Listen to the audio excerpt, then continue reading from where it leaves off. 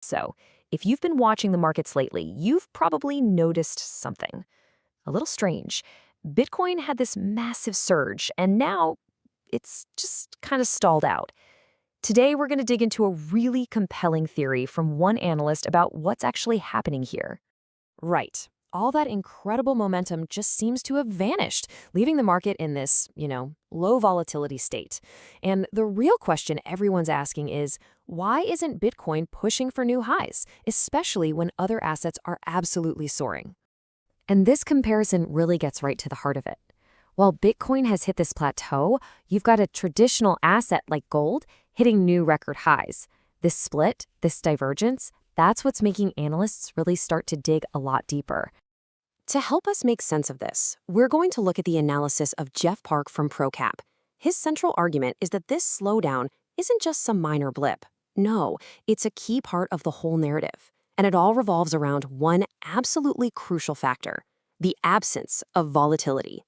See, Park's big idea is that Bitcoin's entire story, its entire growth, has always been fueled by those wild price swings.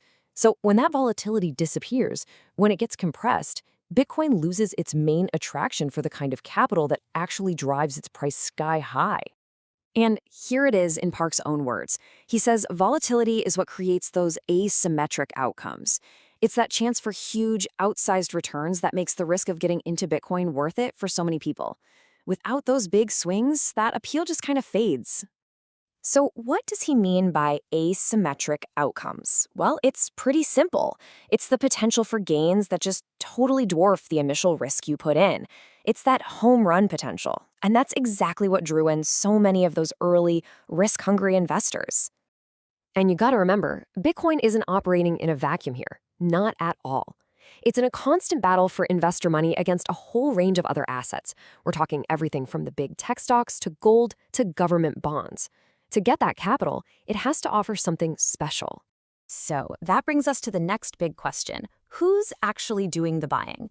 Park argues that if we really want to understand why gold and Bitcoin are on such different paths right now, we have to look at the buyers and what's motivating them. On one hand, you've got gold. It's being bought up by central banks, by governments, as a core reserve asset. Analysts call this a structural bid. But then you look at Bitcoin's recent buyers. It's mainly ETFs and corporations just looking to diversify their portfolios. The reasons they're buying are just fundamentally different. And this difference is so important. Think about it. An advisor putting a tiny 1 or 2% into Bitcoin just to diversify a portfolio is a totally different kind of investor than those high-conviction believers who powered all the past bull runs. This new wave of more cautious money might actually be what's tamping down the very volatility that used to define Bitcoin.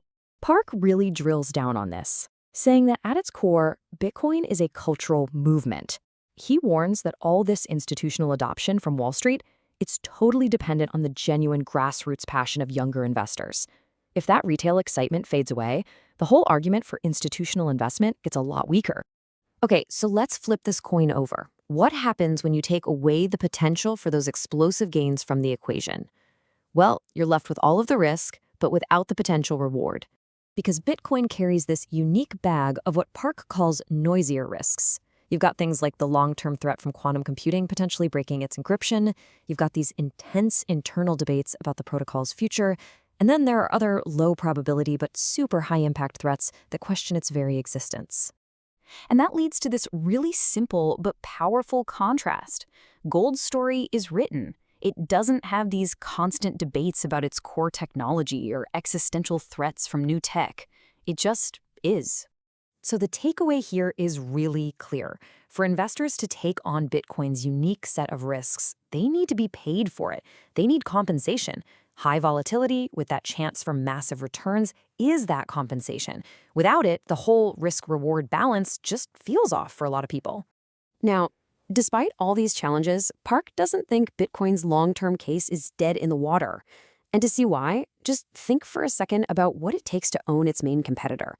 I mean, buying physical gold is a famously annoying and complicated process. Bitcoin, on the other hand, still has this huge operational advantage. It gives you something close to a single global price. It's easy to move, it's easy to verify, and it's logistically a whole lot simpler than a chunk of metal. That core strength is still very much there. Which brings us back around to the final and most important question. If low volatility is the problem, what's it going to take for Bitcoin to get that spark back? To reignite that asymmetry that's always been its biggest magnet for new people and new money? That's really the billion-dollar question the whole market is waiting to see answered.